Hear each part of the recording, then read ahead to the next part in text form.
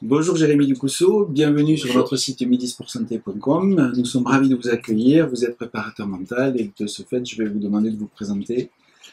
Jérémy Ducousseau, préparateur mental à la salle Midi Sport Santé depuis 3 ans aujourd'hui, et même professionnel. Donc du coup, en quoi la préparation mentale a-t-elle une place dans l'activité physique?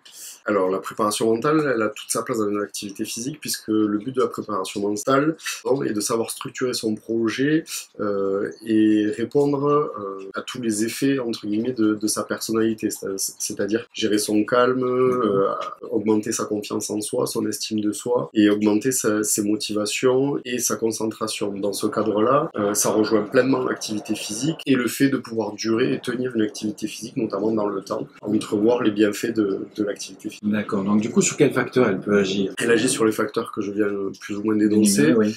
C'est-à-dire la confiance en soi, la motivation, la concentration, la communication, on travaille également sur la communication, l'estime de soi, la gestion de l'énergie. Par la gestion de l'énergie, on entend savoir s'apaiser, se calmer, notamment face au stress, à l'anxiété, mais aussi savoir s'activer.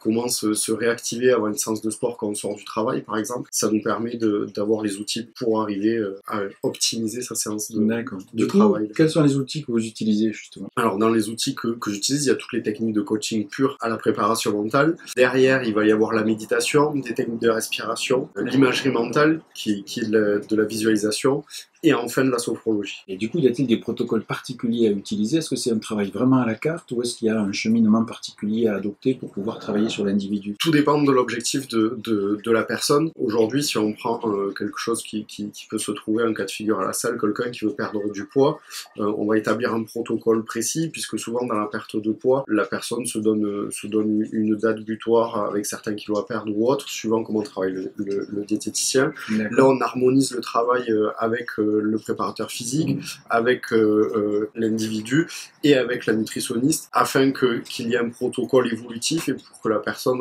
en sente les bienfaits et puisse tenir dans le temps au niveau de son régime mais aussi de sa préparation physique. Donc du coup, vous pensez que la préparation mentale peut s'ouvrir à d'autres domaines que l'activité physique? Derrière, elle va pouvoir s'ouvrir en entreprise notamment. Aujourd'hui, l'entreprise, c'est le côté qui reçoit le plus d'essor pour la préparation mentale puisqu'on intervient sur les groupes, sur la gestion humaine d'un groupe, le management, mais également sur la gestion des objectifs, la gestion du stress en groupe.